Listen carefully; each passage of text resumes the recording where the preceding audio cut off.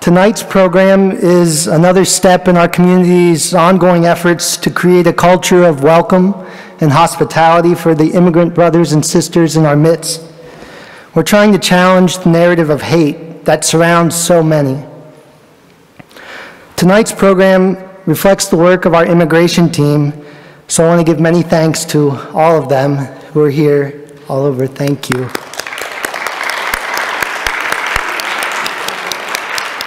But it's also connected to the work of the wider church.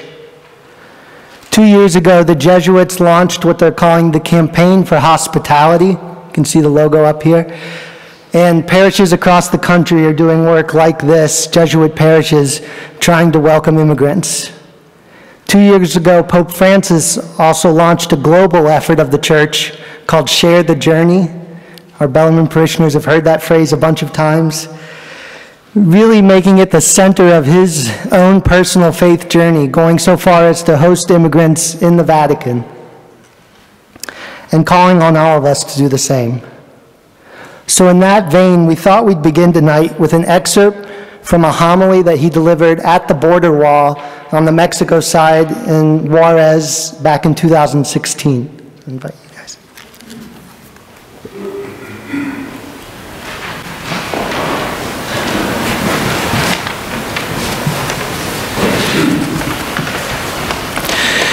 We cannot deny the humanitarian crisis, which in recent years has meant the migration of thousands of people, whether by train or highway or on foot, crossing hundreds of kilometers through mountains, deserts, and inhospitable zones. The human tragedy that is forced migration is a global phenomenon. Today, this crisis, which we can be measured in numbers and statistics, we instead to measure with names, stories, families. They are the brothers and sisters of those expelled by poverty and violence, by drug trafficking and criminal organizations. Being faced with so many legal vacuums, they get caught up in a web that ensnares and always destroys the poorest. Not only do they suffer poverty, but they must also endure all these forms of violence. Injustice is radicalized in the young. They are cannon fodder, persecuted and threatened when they try to flee the spiral of violence in the hell of drugs.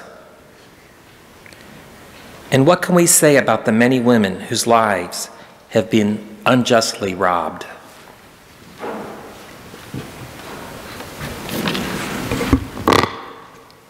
Let us together ask our God for the gift of conversion, the gift of tears.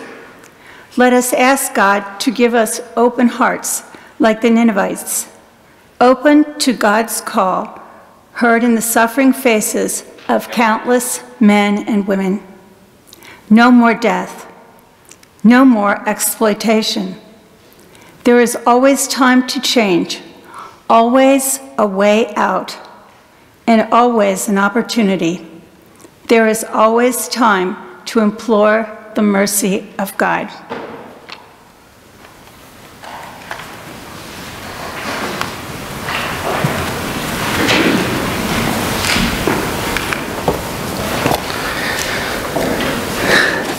Thank you, Tom and Chris.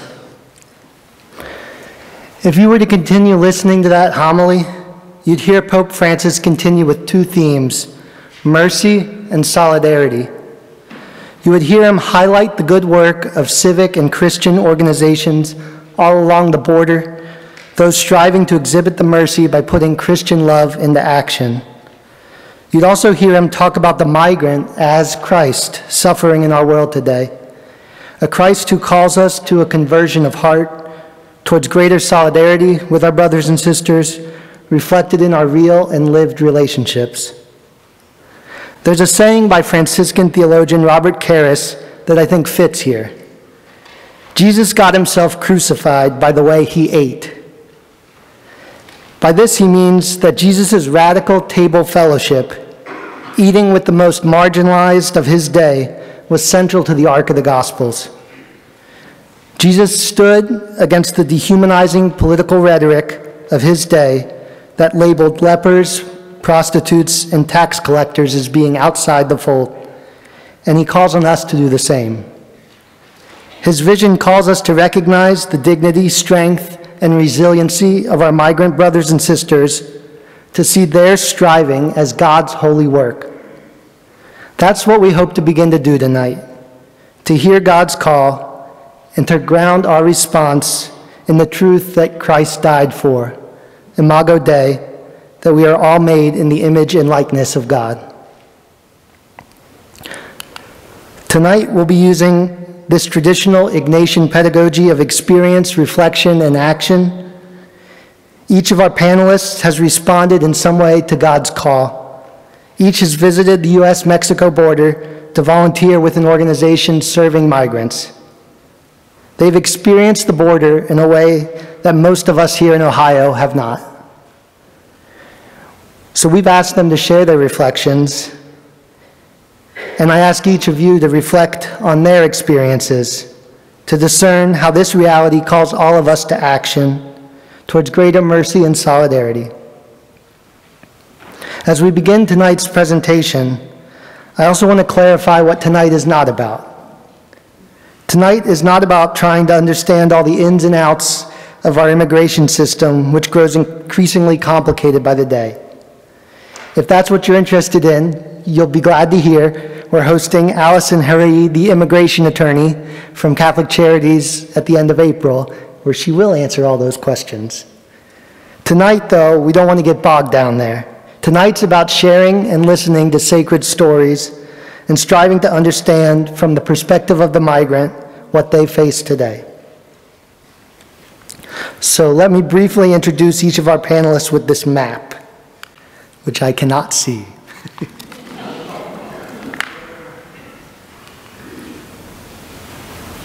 So in this order, first we have Sister Amy Westfall, who has spent several years before coming to Cincinnati this past year working on the border with Arise.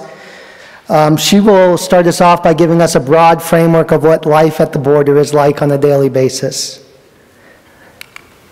Then we have Sister Fran Repka, who will be sharing about her experiences at the Humanitarian Respite Center in McAllen, Texas. We've got John Dawson, who is with the Dilley Pro Bono Legal Project in Dilley, Texas, Dilley Detention Center, the largest detention center in our country. Mary Duenas, who has been part of Capacitar International for many, many years and has recently started working with migrants and refugees on the border here in El Paso. And then the group that Bellarmine sent back in September to the Kino Border Initiative in Nogales, Arizona, and Nogales, Sonora in Mexico. So you're going to hear a lot of different perspectives all along the border area. Since there are so many people, we've asked them to keep it brief. 10 minutes each to reflect on two questions. Where did you go and what brought you there? And what story, image, or event has stuck with you, has been impactful over time? I'll be keeping time for us, so you might hear this bell. That means you've got 1 minute to wrap it up. After they've all spoken, we'll open it up to a few questions from the audience, and then we'll end with a closing prayer. So I invite Sister Amy up to get us started.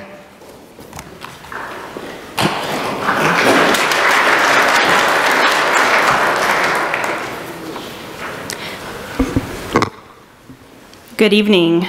My name is Amy Westfall, and I'm a grant writer and the coordinator of Immigration Legal Services at Arise, which is a nonprofit organization co-sponsored by the Sisters of Mercy and the Sisters of Charity of Incarnate Word, located on the Mexico and Texas border near McAllen, Texas.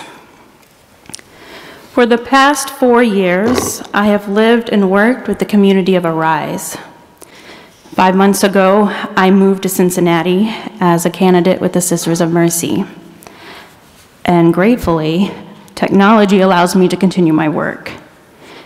Though I could spend hours sharing about the prophetic witness Arise is, as an organization that empowers immigrant women, children, and youth, tonight I will help locate us at our southern border through the eyes of those who live there. A place of constant transition, the U.S. and Mexico border moved to the center of the Rio Grande River in 1845, is located in the Texas Rio Grande Valley, where palm trees line the sky to watch the golden sunset and citrus groves paint the land. Mesquite trees and cactus weather the hot climate. A place of two summers. The smell of carne asada, or barbecue meat, on charcoal grills fills the air in the evening breeze, and the sound of Tejano music lingers through neighborhoods. Here, generations of immigrants and Hispanic peoples live a lively and hospitable culture. And as you look below the surface of this beauty, the valley knows another reality. The late Valley writer Gloria Ansaldúa describes the border as a place where the third world grates against the first and bleeds. And before a scab forms, it hemorrhages again. The lifeblood of two worlds merging to form a third country, a border culture. Borders are set up to define the places that are safe and unsafe, to distinguish us from them. A border is a dividing line, a narrow strip along a steep edge. It is in a constant state of transition. The prohibited and forbidden are its inhabitants. Those who cross over, pass over, or go through the confines of the normal live there. From the baptismal waters of the Rio Grande River emerge those seeking a new life every day. At the age of 6, Maria arrived by way of the shoulders of her older brother to a place where many had come before to work in the fields for a better opportunity. You see, the border is not a new place.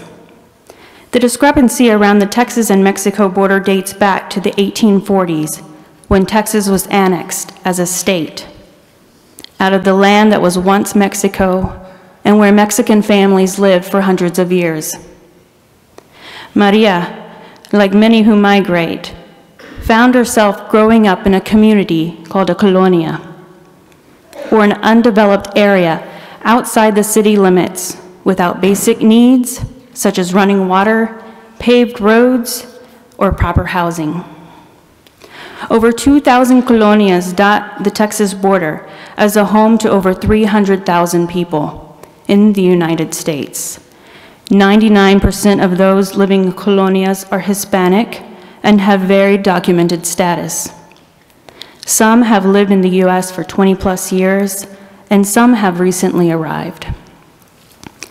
In 6th grade, Maria left school to work with her parents in the fields picking cilantro because her peers repeatedly bullied her for not having documents. Before 2004, the flow of people to and from Mexico occurred daily with less enforcement. Families visited one another, people commuted to work, one country to the other, and friends played golf and played in the river for weekend fun. After 9/11, our nation's focus on security and fear separated this space of constant transition. Again, the border is located at the center of the river. Those who cross it without documentation today cannot return again south with guarantee they will revisit the US.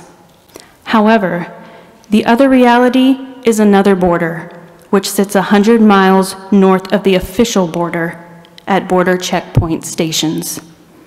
The image on the screen displays these stations, and in Arizona, the checkpoints are mobile. This limits further travel by car or foot, and daily life for many is lived between these 2 points. The colonias where Maria lives are targets. Border Patrol and local police monitor these areas more often than others in the valley. Green and white patrol trucks sit at the entrances of colonias, waiting for suspicious behavior.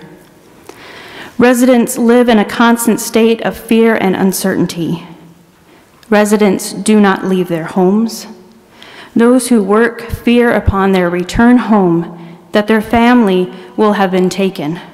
Children who attend school have no assurance when they return home that their parents will be there. After the 2016 election, we saw an escalation of stress and anxiety. Reports of bullying for students increased dramatically, especially for those who identify as Hispanic and immigrant.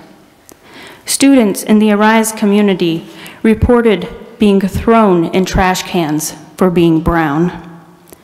Families were arrested at school baseball games or while shopping. Arise participants avoided doctor's appointments and work due to fear of deportation. Suicide incidences increased. One afternoon, Maria and I were waiting in the car in a fast food drive-through line when she started responding to text messages on her phone rapidly. I asked what's going on. She explained that Border Patrol was in her colonia and her mother was at home. She had to make sure her mother did not leave the house. Nowhere to go but to sit still.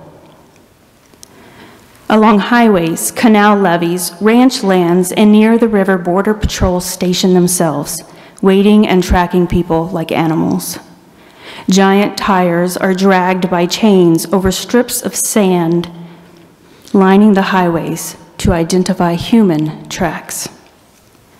Maria, now a co-worker of mine, is DACA-mented.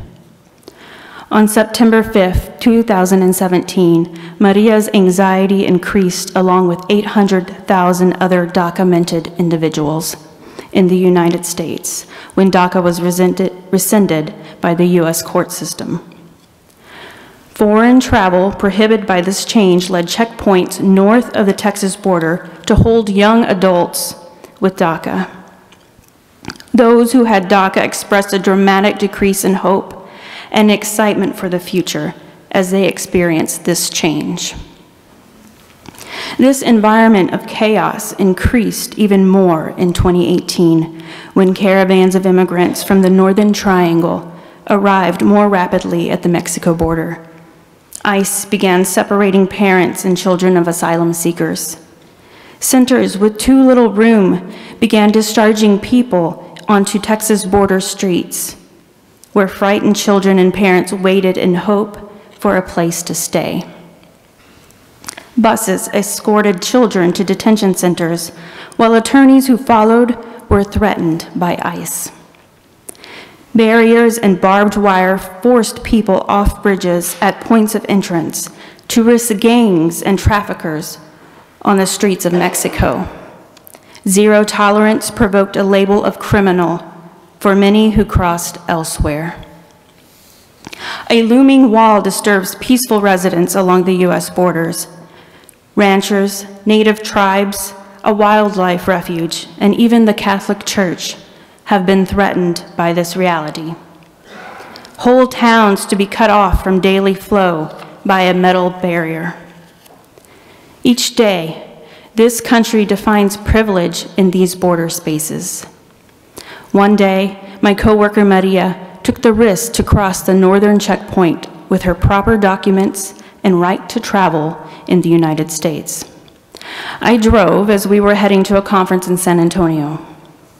She sat in the passenger's seat, anticipating the possibility of being removed from the car, searched by a patrol and dog, and perhaps being questioned or detained. We rolled up to the Border Patrol. I lowered the window, lifted my sunglasses, and the officer looked at my hazel eyes, blonde hair, and white skin, and said, "Go through." This space between 2 points, 2 borders, a fault line constantly shifting, the magnitude of fear registered by a social media storm and a wave of politicians. A space caught between a man-made disaster and a location where the undocumented cannot escape the inevitable natural disaster, a hurricane. Let us not surrender to the bargaining title of emergency and cast out Nazareth, but rather let us respond now to the border cry for mercy.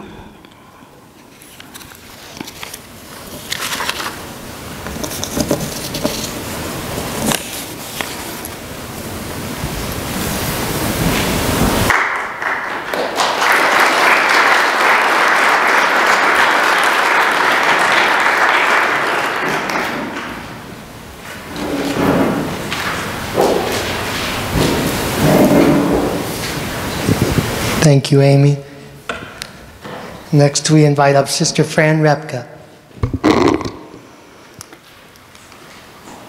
I think Amy gave an excellent background of what happens at the border, back and forth, and we heard many stories.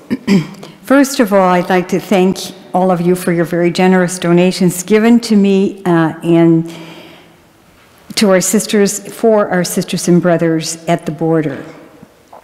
It was well spent, and if you want to know any more about that, I can give you that some other time. How did I get involved? LCWR, which is a leadership conference for women religious,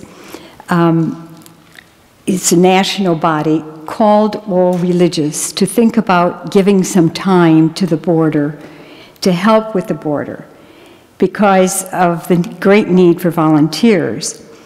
Our sub-leadership, our leadership in Belmont, North Carolina, asked us, a couple of us, to try to go to McAllen, not El Paso, because McAllen was short of volunteers.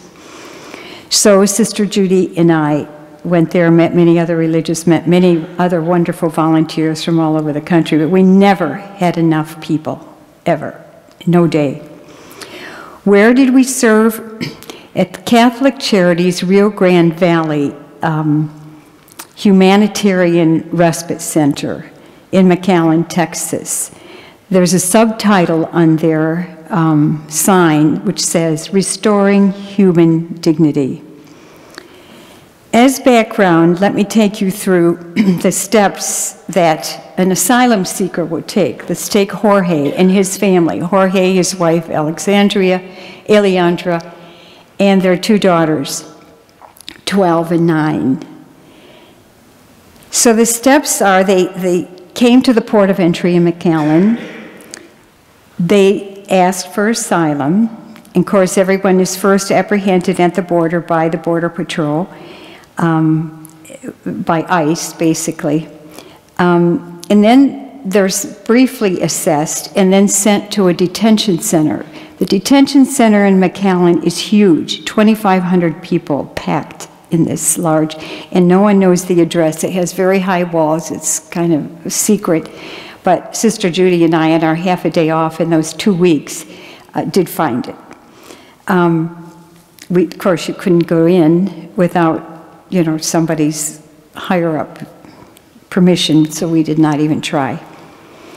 So Jorge and his wife and 2 children then came to the detention center, and immediately they were split. They came as a family, which was very rare. Usually there's one parent, one child. They came as a family. And to their shock, and they certainly didn't expect it, they were split immediately.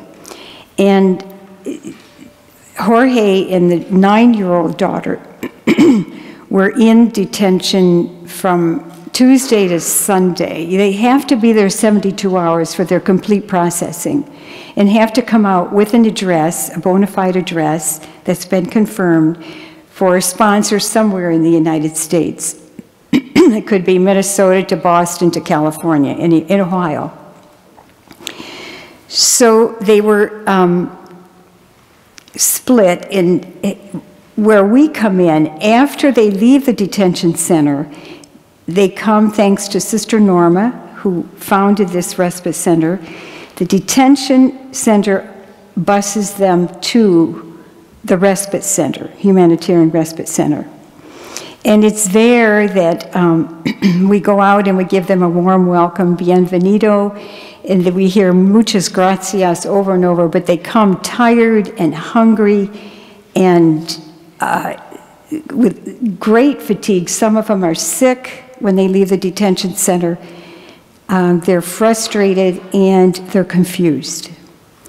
So they come in, and what we do there is every person, when they come, is given a cloth bag, basically, with toothbrushes, toothpaste, deodorant, shoelaces, combs.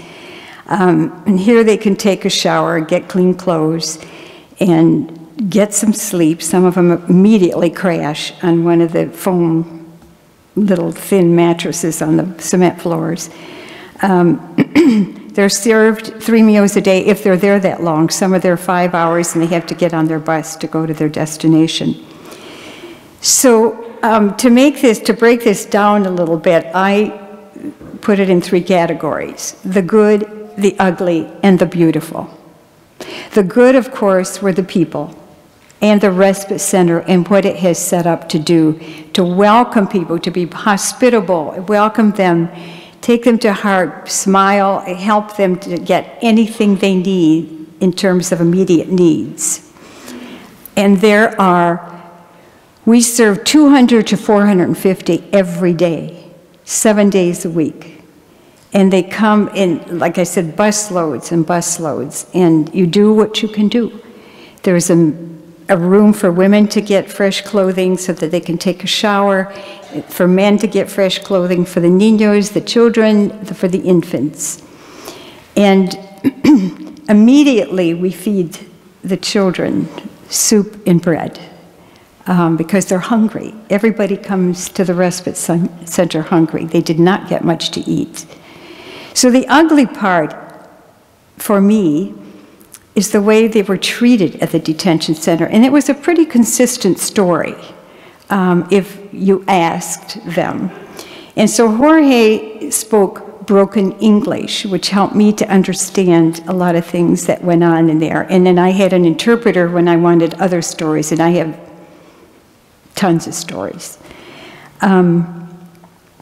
He said when they came in the detention center, everything was stripped of them, from them. Shoelaces, belts, hats, gloves, parkas, all clothing except one layer. They all come layered because it's all they have. One layer, shirt and pants. So jackets and parkas, because they might have drugs in them, were taken. Even the shoelaces of little children were taken.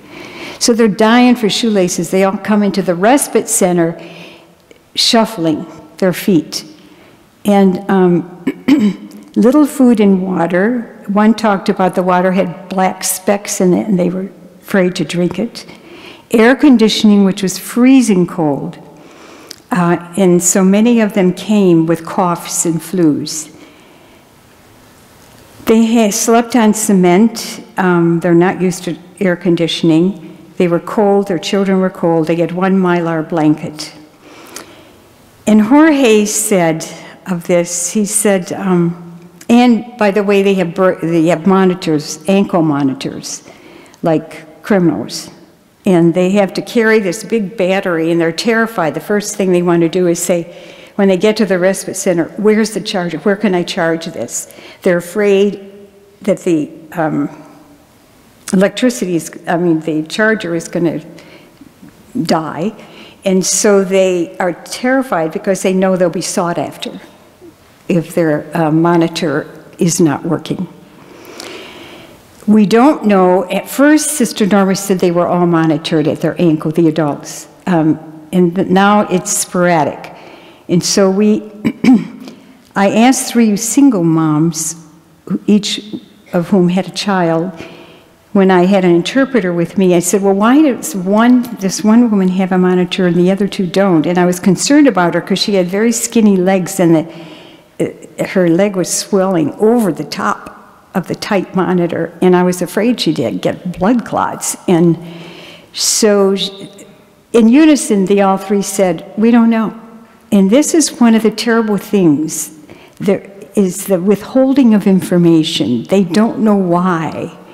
A lot of things. Jorge didn't know why they were separated. He didn't know where they put his wife. He refused to leave the detention center until he found his wife and child. And he got no information, so he had to leave. He was forced to leave. So he was hoping in the 24 hours that he was at the respite center that his wife and child would show up. It never happened. And I hope every day and pray every day that he finds his wife and child. So Jorge, in the end, and this is a quote, he said, you know, this place, meaning the respite center, is so warm and caring. And he said, but you know, why does a detention center have to be like that? It was a terrible experience and unnecessary, he said. We were treated sometimes like animals, kicked to wake up. And he said, little food. And he said, we had all our papers. We had those intact. He said, it was just seemed so unnecessary. He was very kind. Okay, in my last minute, the beautiful. I think what was so beautiful for me were the families and the individuals that came. Most all had children, most all of them that came. But it was their resilience, their patience, their courage, their hope, which was so rooted in their faith in God. They knew there was a reason that God had them where they were. And their trust in the goodness of others, their trust in us as we served and walked with them. It touched me what they taught me about faith and hope that's everlasting and real love.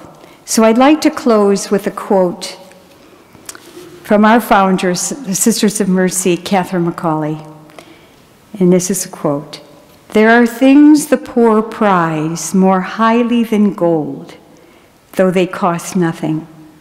The kind word, the gentle compassionate look, and the patient hearing of sorrows, end of quote. We found this to be true, and I wish you could all have been there. So if you ever want to go, I have all the information you need. Thank you.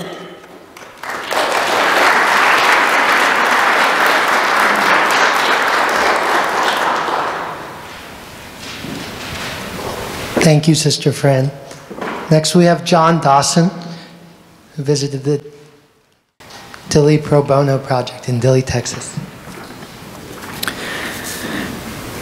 Good evening.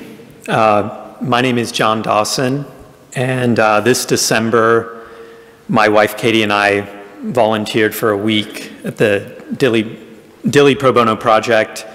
Actually, the innocent-sounding name of the facility is the South Texas Family Residential Center. And this, Dilley, Texas is a small town in the middle of nowhere. It's about a little over an hour south of San Antonio. And we volunteered through a group with the Ohio chapter of the Immigrant Lawyers Association. They send 2 groups down a year.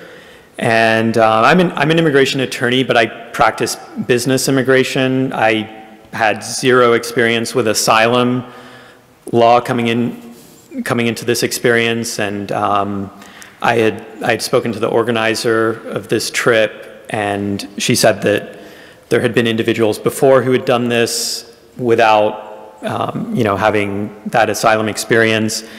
And my wife and I have been very much involved with the Merche family here at Bellarmine. So this family from El Salvador, who the church has been helping and who are going through the asylum process right now.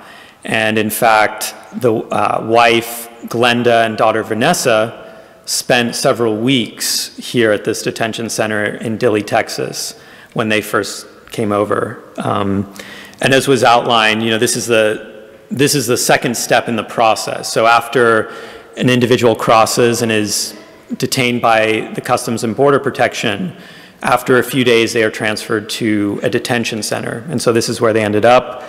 In Dili, it is all women and children. There are no adult males at the facility, and it's the largest in the US. There was a bit of a strange feeling just even going to the facility. I mean, it's this enormous complex. But they're all trailers. You know, you almost get the sense that this is something that could be taken down in a matter of hours, and there would be no sign that it ever existed. The guards who worked there resembled Target employees. I mean, they wore khaki pants and dark red shirts.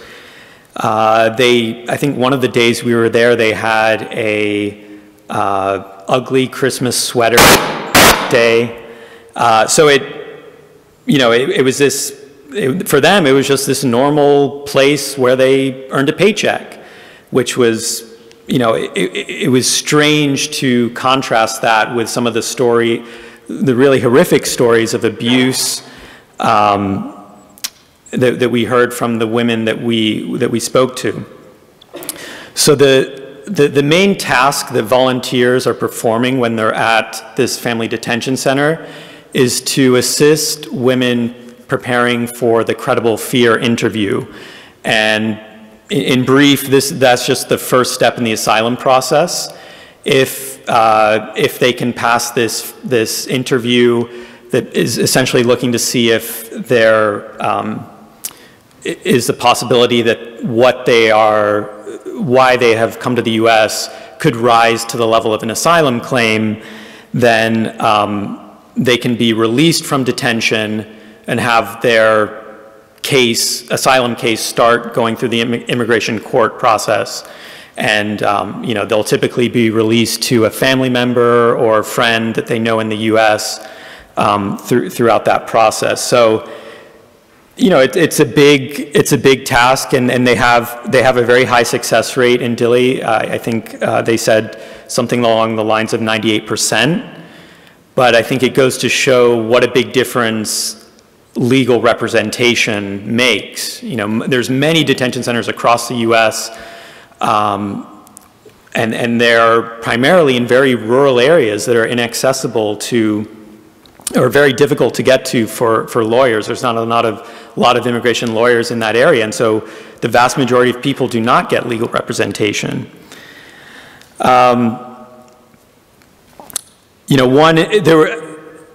Each individual we would speak to, typically it would last for a couple of hours. We would hear their story. We were often the first friendly face that they had encountered since they'd started on their journey. And we made that clear that everything was confidential, that we were there to help them, that we were there to listen, to hear their story, and to help explain the process. And what to expect when they went to the interview, maybe even that same day, but certainly within the next 1 to 2 days after we had prepared them. There were many examples that I could cite to. One that sprung to mind when I was preparing for this was a 19-year-old woman from El Salvador who was there with her 6-year-old daughter fleeing gang violence. And she became a gang member's girlfriend when she was only 12 years old. And this individual was 21. She had her daughter at age 13 and suffered a great deal of physical and sexual abuse at the hands of this individual. Several years later, the father of her daughter was killed in a gang-related incident. But what prompted her to leave El Salvador was a couple years after this individual had been killed, another individual from the same gang approached her and informed her that another gang member wanted her to be his girlfriend.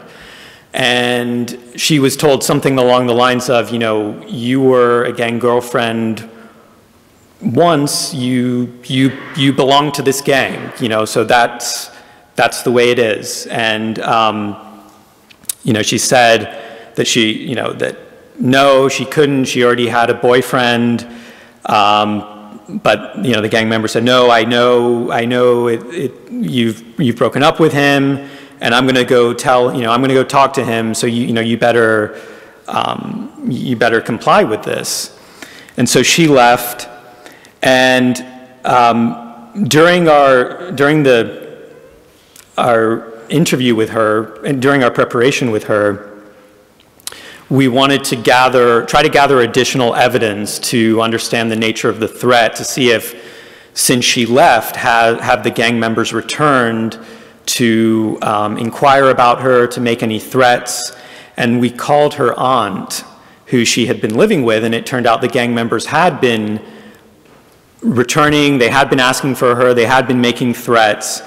And so, on the one hand, that fact greatly strengthened her case and greatly increased her chance to clear that credible fear interview. But it was really difficult to see that, because when she was speaking with her aunt, she got very emotional and very upset, because it brought back a lot of pain, and it even made her feel guilty, because, look, I was the one they were targeting, and I'm temporarily safe right now here, but look what I've done, so that I've potentially put my family members in harm's way now. And that was really painful and difficult to see her going through that.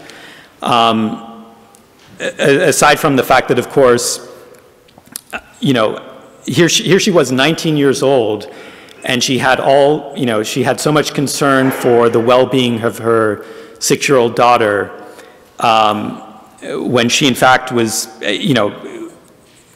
we would probably even consider still a child at 19 years old, a freshman in college, and just unimaginable to think of everything she had been through to that point. But it was greatly inspiring to be with that team of volunteers. We were there 12 hours a day, and there's a small staff of full-time employees there, because each week there's a new set of volunteers. So they are making a difference with the success rate they have of getting people out of detention, which is an important first step. And we just in closing, I would say that we need more people to volunteer in Dilley and quite frankly at other detention centers across the U.S. that don't get the attention, because every single individual we spoke to had gone through unbelievable trauma, and so I'm glad I could help out for that 1 week, but there's so much more work that can be done.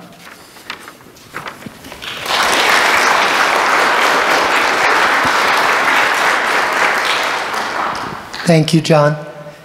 And I should say, for places like this, we are obviously not allowed to take photos, so that's why we have one single image up.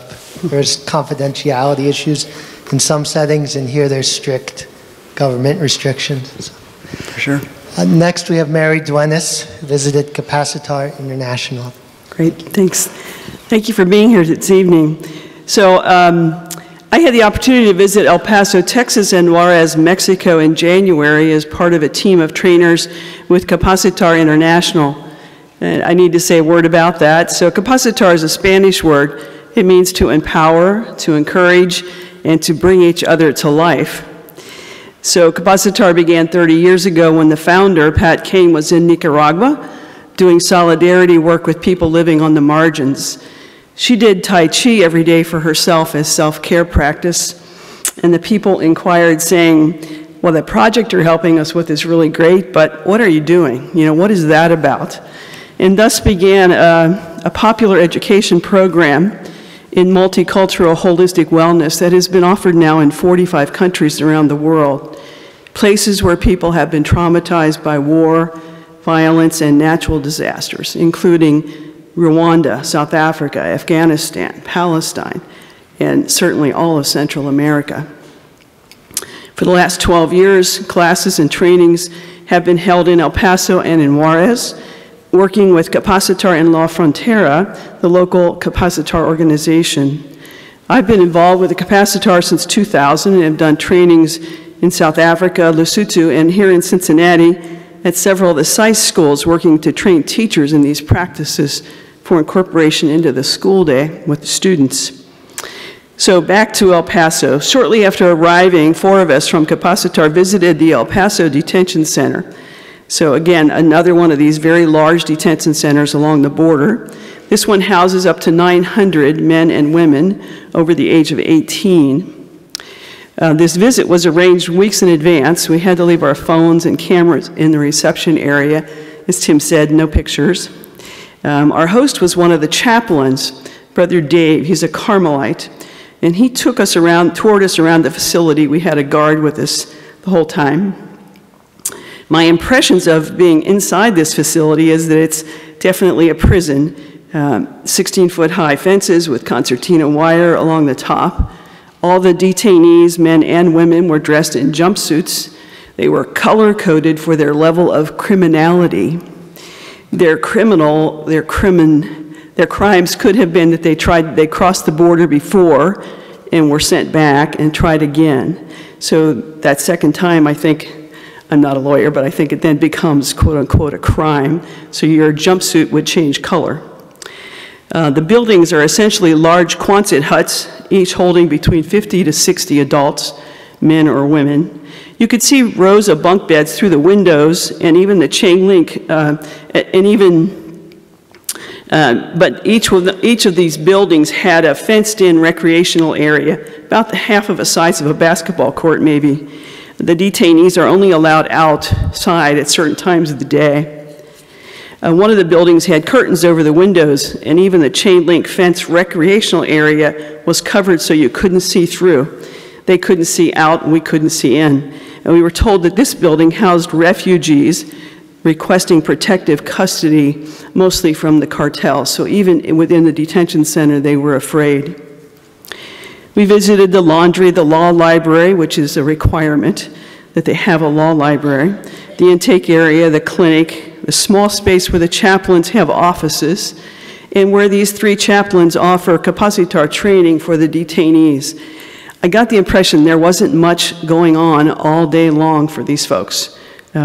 So these 3 chaplains, so Brother Dave, the Jesuit Father Richard Sotelo, Franciscan Sister Kathy Braun, offer a series of Capacitar trainings throughout the year in weekly 2-hour segments. It's a 4-week program for the folks who are incarcerated. The trainings are for men or women. In the room they have, maybe you can get 15 to 20 people in it. That might be pretty crowded. Often they have the participants draw a picture of themselves as they were when they started the program. And again, they have them draw another picture of themselves when they finish the training. They shared with us some of the drawings that the detainees had done, and it's amazing to see the changes that they themselves were able to see reflected. They reflected it in their drawings of themselves. That the Capacitar, the work that we teach them, help them to gain some sense of who they are and that they can take care of themselves even in the midst of this great stress that we hear about from everybody. From the detention center, we went to one of the 16 welcome centers that have opened around El Paso. Refugees and asylum seekers are released from detention, you've heard this before, and sometimes they're dropped off at the welcome centers, sometimes they're just dropped off at the main bus terminal, which is a challenge. The story we heard was that on Christmas Eve this year, 500 people were dropped off at the bus center, the bus stop in downtown El Paso with no notice to anybody. But churches responded, the word went out, and a church near the bus station came, opened its doors so they could get out of the cold. It was 30 degrees that night.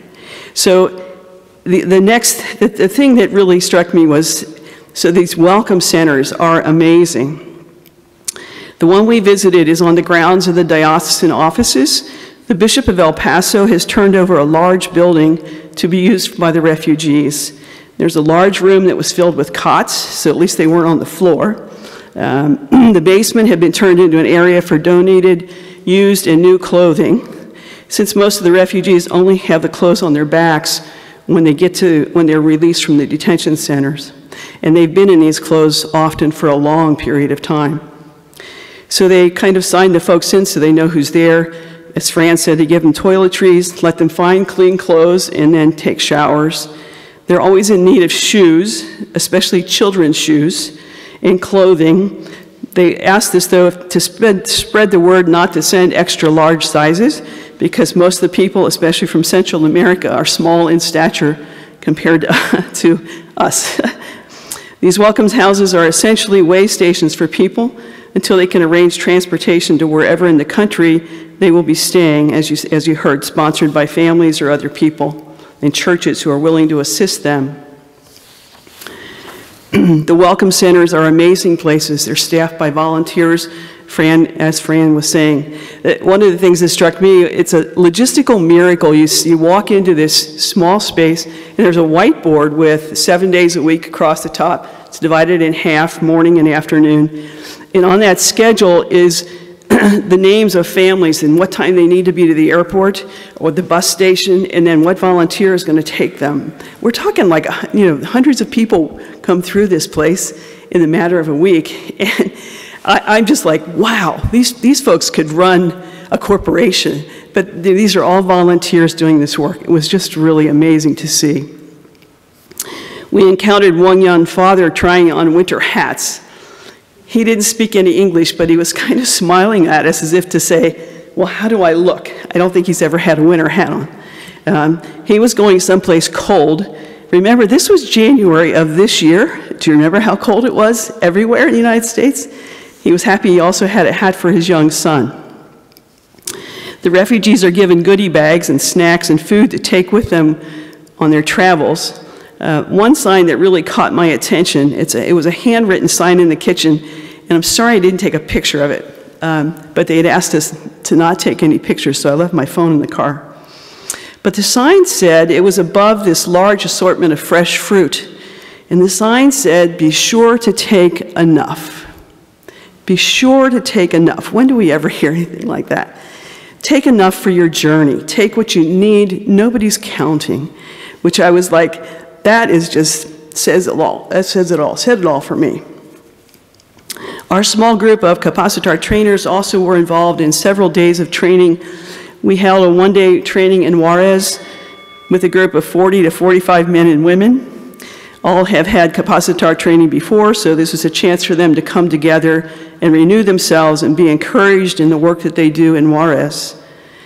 An interesting note, the class was held in a beautiful place that had been cartel property in the past, but had been taken over by the government. Juarez has a very violent past and is considered safer now, although there had been a coordinated attack the day before on 5 police stations, most likely by the drug cartels. The class in Juarez was taught completely in Spanish, which certainly gave me a new appreciation for what it's like to sit all day in a workshop, not having a clue what was being said. I took Spanish 50 years ago, so I caught a word here or there, but could not converse with the other participants unless someone was there to help me and interpret for me. It just gave me a glimpse of what it must be like for people coming to our country, constantly surrounded by people who don't speak their language and really being unable to communicate. I also noticed how physically and emotionally drained I was at the end of the day. As we drove along the border through Juarez on our way back to one of the bridges coming back to the U.S., there was a definite sense of poverty, empty, boarded up buildings, but in some areas maybe some new things happening. We had additional trainings in El Paso for teachers, counselors, and therapists doing trauma-informed therapy with families and children. Since my time is almost up, I'm just going to cut to the bottom here. So a woman I know who's been working in El Paso at the Annunciation House for several years said to me that if you want to see faith in action, come to the border. And indeed, that's what I saw. And since I didn't get I was supposed to send something to Tim before things got printed, and I didn't.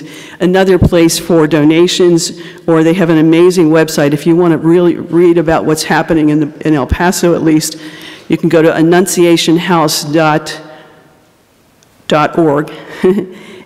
There's lots of information there, as well as history, as well as ways to donate and ways to be of service. Thank you.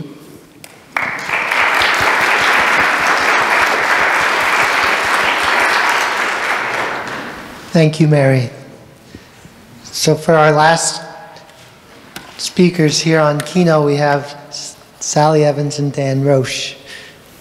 Good evening. In September of last year, 7 of us from Bellarmine and the university traveled to Nogales, Arizona and Mexico for an immersion trip to the Keno Border Initiative.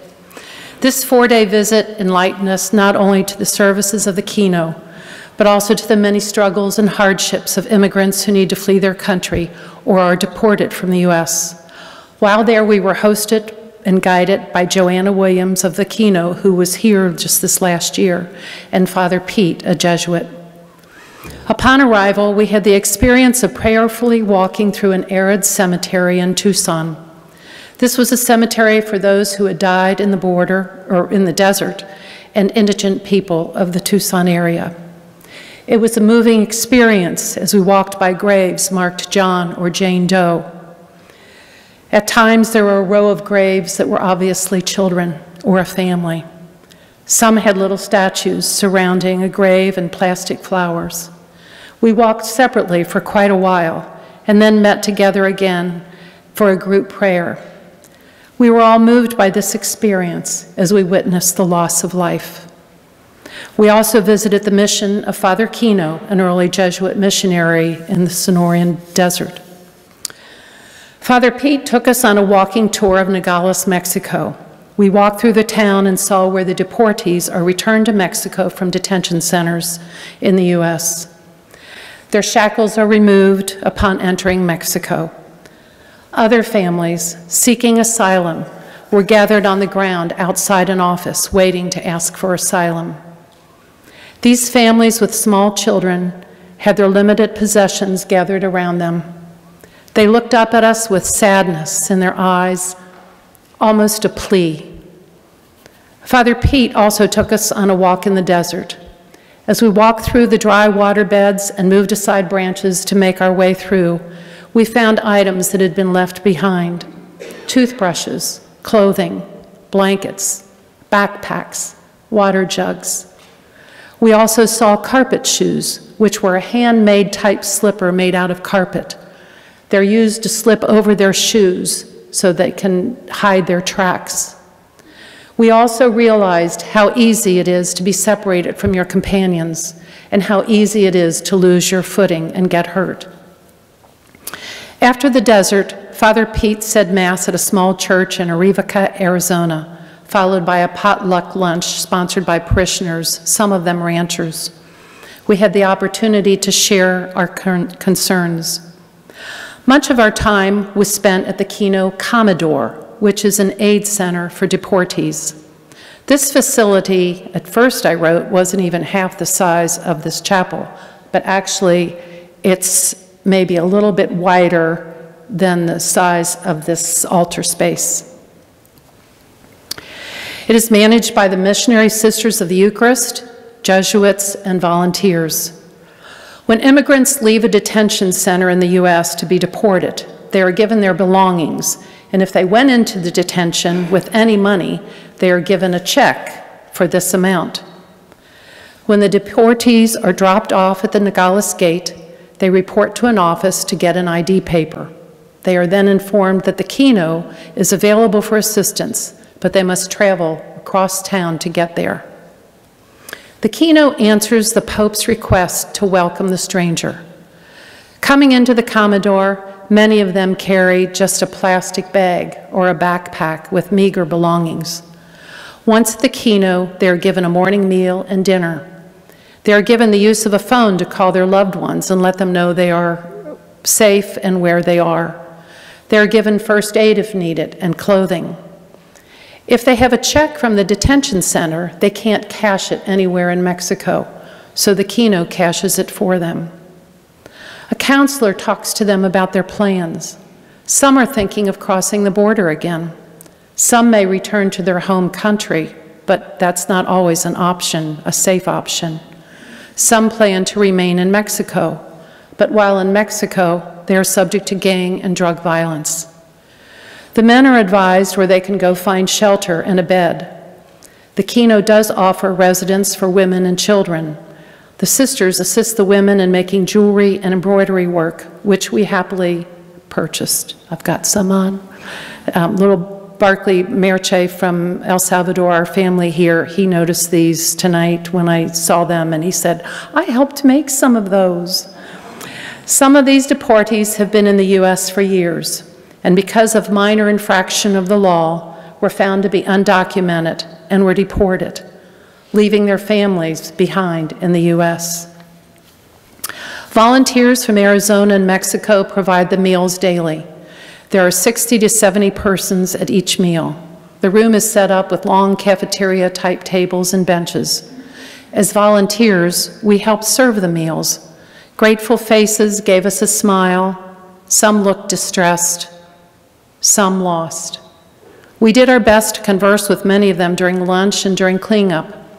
Many were able to share their journey. Dan will now share some of those with you.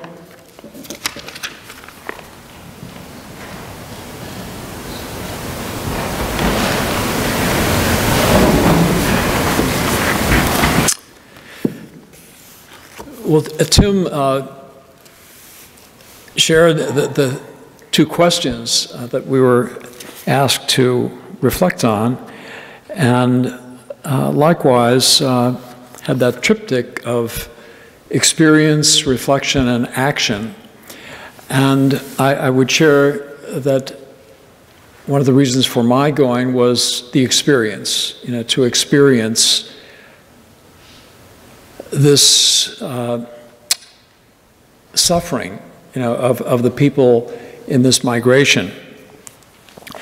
And there's a brief paragraph that I would like to read from Kevin O'Brien's Ignatian Adventure that it seems to me likewise speaks to the question of why. Why go to the border?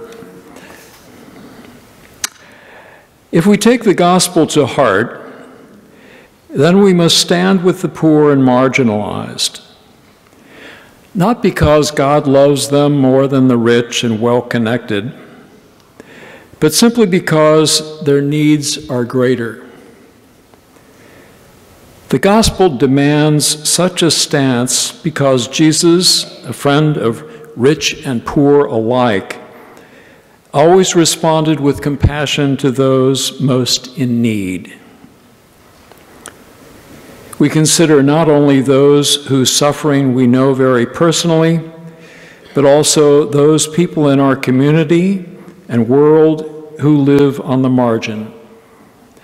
The stepped on, the stepped over, the left out, the left behind. We choose to make our prophetic stand with them and do what we can to help them down from their crosses. Well, I would like to reflect on two stories that I heard in the Commodore after lunch, after serving lunch, and sitting down we would do this on a regular basis. But the two stories that I would share is, one of them is about a group of Guatemalan women, mostly indigenous people, not Spanish-speaking people as much as indigenous. And the other story is about one of the rich in the gospel stories. It's a rancher that Tim and I had a potluck dinner with after the liturgy on Sunday at this little village. Well, the Guatemalan women, they actually were in three different groups. When I say that, there was an older woman and six middle-aged or younger women, and then one young woman. She could not have been more than 24, 25, and she had two young children. And each of these three groups represented three of the detention sentences. So if, as I think was alluded to, if you cross the first time and caught, you're charged with a misdemeanor. If you're caught a second time crossing, because you have a misdemeanor, it's a felony. So you serve time, you serve 6 months. And if you're caught a third time, it's a prison sentence of 1.5 years. And each of these three groups were represented by those three different sentences in detention. So again, the people that we were speaking to had been released from the detention centers, many of them just out of shackles. And this was usually the day after they had been released at the border and sent on their way. The older woman that I spoke to, and I was speaking through a translator, had gotten out of detention. She was in for 1.5 years.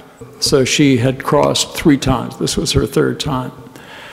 And I asked her, why do you keep trying to come across? And her response was, in my village, dead people are in the streets. There's no employment. There's utter poverty. So this gangland violence of recrimination and dead people in the streets is something that compelled her to continue to try to get out of Guatemala. The second group of roughly 6 women had served 6 months in prison. This was their 2nd try. And they were telling me about their sojourn through the desert. And the desert area, which we visited and walked through, it's unbelievable terrain. And there are motion-activated cameras there that the Border Patrol has, so that when you go by one of these cameras that are pretty well hidden, they will trip and record you, and likewise they will send this information to the Border Patrol. So the Border Patrol will be notified that there are people that are passing through, and they will and come in and pick them up. And these women decided that on this 2nd try, that rather than walking through the desert, they were going to crawl on their hands and knees because they felt that they would be below the camera detection.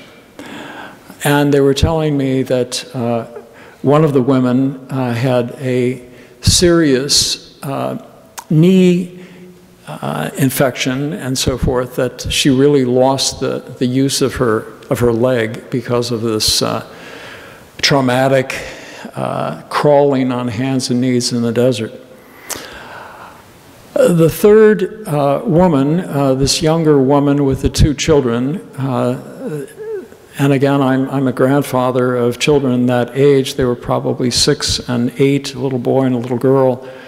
And again, asked her the question, why are you crossing? And she said, my husband was killed and my brother was killed in gangland violence, and I refuse to raise my children in this environment. So their stories are so compelling. The next story is of the rancher, John, very well-to-do. He has a ranch of 150,000 acres, And we were sitting with him, and he was pointing out a cowboy over there, Mexican. He said, he's the finest cowboy in all of Arizona. And I have no one, that I can employ. He said, 20 years ago, we had work permits, green cards, and we no longer have that. And he was basically saying that we welcome immigrants. He has like 20 wells along the border of his ranch with the border, the Mexican border, and he has put up drinking fountains in each of these well areas where his cattle are watered, for immigrants who are crossing who don't have water. He likewise was saying that the real answer is comprehensive immigration reform. And in closing, I would just say, in terms of this experience, reflection, and action, I would call us to a couple of things. One of them is in the program, it seems to me, that Tim had, is this action of speaking to your representatives and senators about the whole funding of ICE, as well as the collaboration of the local police with ICE. But also this Monday, I noticed that there is a demonstration at Second and Walnut at 5 o'clock by the Interfaith Justice and Peace community, and it is calling for, and it's right outside of Rob Portman, Senator Rob Portman's office, and it is to call for comprehensive immigration reform. And I encourage all of us to be there. Thank you.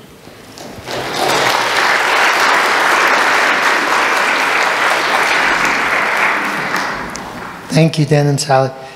So our plan for tonight was to go until 8:30. We are at 8:15, so we can have a few brief questions for our panel. Is there anyone who would like to ask them a question?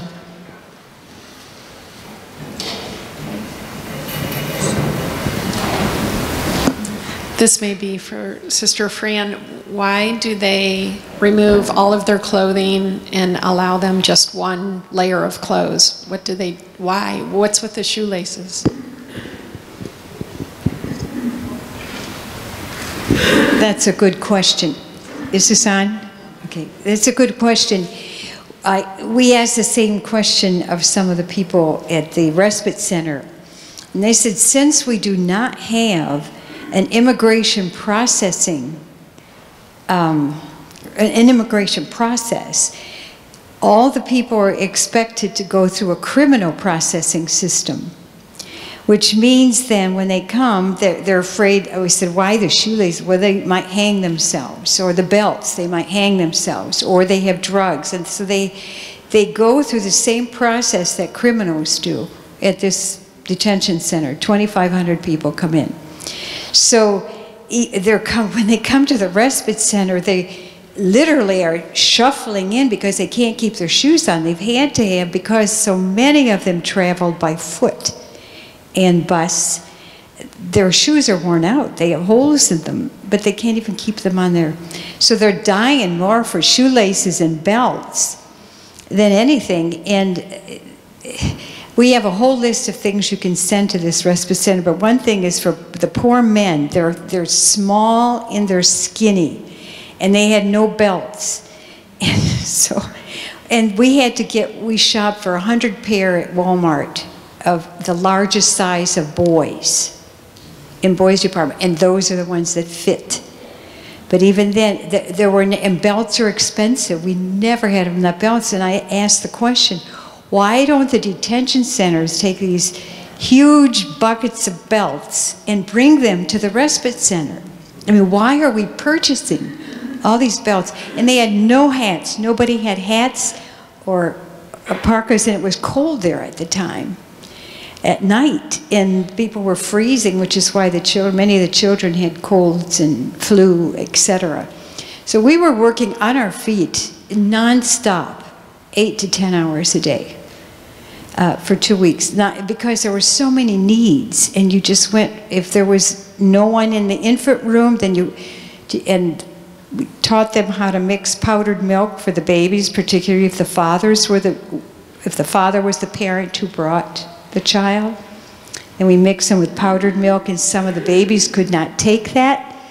It affected their system, and so they would get terrible diarrhea, these infants. And then I, as a nurse way in my background, I was worried that they were going to get dehydrated, and you couldn't sleep because you were praying for the babies one night, and the men for another night, and the niños for another. I mean, but it was an experience I wouldn't change for anything. I mean, the people are good and kind and caring. And they have every reason to be irritated when they come. We never saw one tiny ounce of any kind of irritation or anger. But they're just beautiful, beautiful people.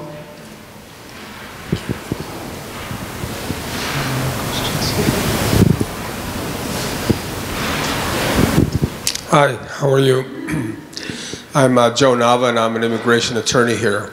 And I want you to be able to help. But I have a specific question. One of the problems that I have is when I'm working with immigrants who come here to the Cincinnati area. There's two basic issues. One is many of them do not have their key documents with them. And I think that's been getting better, but I can see that that is an issue.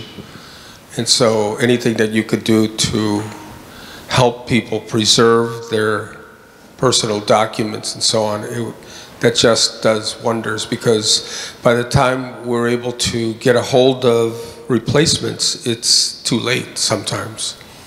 The second thing is when people cross the border, there is this thing called the credible fear interview. And one of the challenges that we have here when people make it here, and that we're fighting with the system that we have, is the things that are said at the credible fear interview are often, I'll just say, off the top of their heads, maybe emotion and so on. However, they are often not the things that really are helpful for their asylum applications. And specifically, many of them immediately blurt out, I'm here to improve my life, to study, to do these things. And in our system, that is not a basis for seeking asylum. And when you delve further into their stories, which we try to do, we know that there are underlying causes for them to fear, the true fear. And the level of fear that is needed to pass the credible fear interview at the border is very low. Here, before the asylum courts, it's much higher. So anything that can be done to bolster them, that would be wonderful. Thank you. Anyone want to respond to the comment? Mayor? This isn't first person, but I've heard that one of the challenges, and maybe you can speak to this, is this was actually from another attorney who'd been to McAllen and working with, or to the Dilley detention center, that the women are so traumatized by the time they meet with the attorney. And all of this is, they're speaking Spanish or a dialect from their indigenous homeland. And so you're working through an interpreter, and they're already so traumatized that they can't even begin to tell their stories. And so so it would be natural to just say, well, I want a better life. That's the easy answer. But as he says, that can come back to haunt you later on. And so it's the kind of the absurdity of the system that we are requiring, and all of it has to be in English, was my other understanding. The claims have to be in English. And so it just makes everything so complex, and the stress on those folks that are in the middle of this, and the stress on the people doing the work, which is why I'm gotten involved in doing the work that we teach helps people deal with stress as much as one can in the middle of these dynamics. Sure. Yeah, no, I think that's a valid point that you've raised on, you know, the different standards with the, once you get into the immigration court versus a credible fear. And that, you know, that's one criticism that I have heard about the project, that, okay, there is so much focus on this first step, but, you know, we need to focus a lot of energy too once they get out, and how we're going to successfully, you know, pursue these asylum claims in immigration court. I thought, with regards to the statement of wanting a better life, going in, that was one thing that I thought I would be hearing more often. I certainly expected to hear stories of gang violence and domestic violence and things like that. I was actually surprised, you know, at the end of the experience, that not one of the women I spoke to mentioned that, you know. But I think, again, mentioned the sort of economic, better life sort of reasoning for wanting to come. But yeah, I think the legal representation does make a big difference. And, you know, the majority are not getting that, and you're probably more likely to see statements like that when you don't have that legal representation at the first step of the process.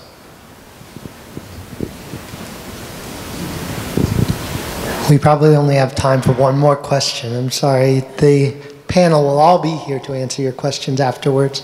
But is there one more question that is... Sue? This isn't really a question, it's a comment. So first of all, thank you all for sharing your stories tonight. I think being here in Cincinnati, you know, we see a lot of news, but we don't know anybody who's personally been there, done that. And that's why I came tonight. I wanted to hear from those of you that I know who've actually been down there, to hear your stories and what you've seen. And I think it would be great if you could all do an op-ed or a series of op-eds for the Inquirer, telling people in this city what you saw and what needs to happen. Thank you. That's a great idea. Thank you, that's a great idea. For our closing, we want to complete that Ignatian pedagogy that we began with and come full circle. So we have a call to action sheet. It's green. You hopefully picked it up on your way in.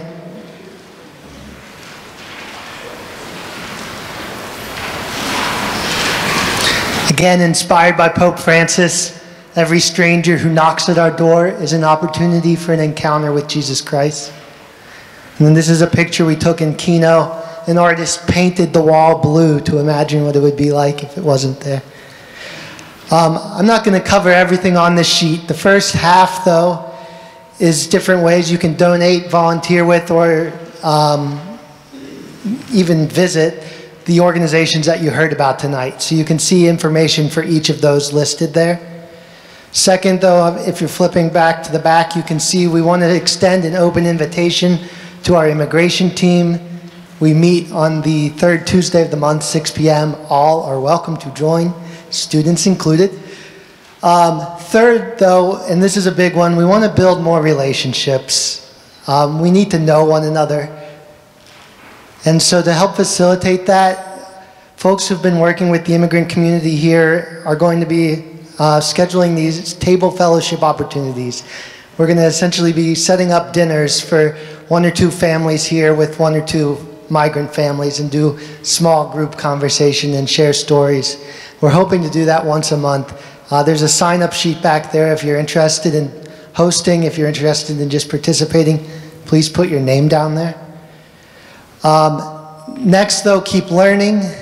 I've got several learning opportunities listed there, including tomorrow, where you can see we're going to have a speaker from Nicaragua with us. This is the same as on your sheet. We'll have a speaker from Nicaragua with us sharing specifically about the conditions in that country. It's a report back for Bellarmine parishioners. You remember we did a collection for Badajola Norte Cultural Center back in the fall. This is from them. They're reporting back on how our money's been used in that country. Then there's another fundraiser for Father Joe Mulligan happening March 10th, Irish music. All should come to that.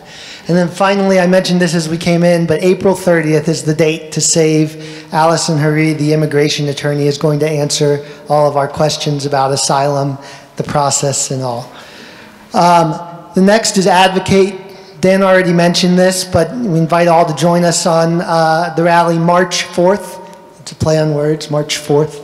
Good. It's a rally for comprehensive immigration reform that the Intercommunity Justice and Peace Center is hosting, so invite you to join us there. And then finally is pray.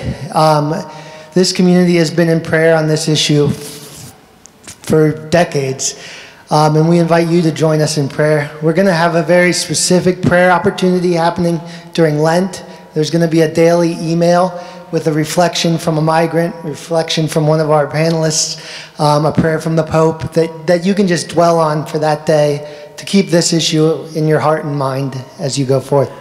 So we definitely invite you to do all that. I know none of us can do them all, obviously, so in leaving, I just want you all to take one moment. I'll ring my bell, that's a nice peaceful way to think, but one moment to commit to one of these actions, whether it's to learn more, to advocate, to just build a relationship. Just spend a minute to commit.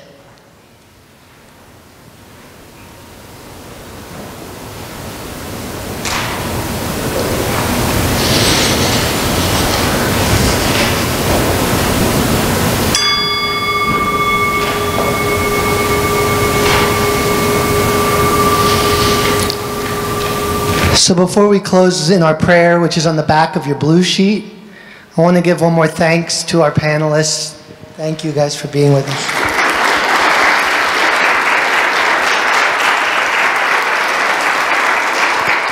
Thank you for bearing prophetic witness for us today. Thank you for exhibiting that mercy and solidarity that Pope Francis talked about. It's inspiring for our community, and it's what we need to hear. Thank you.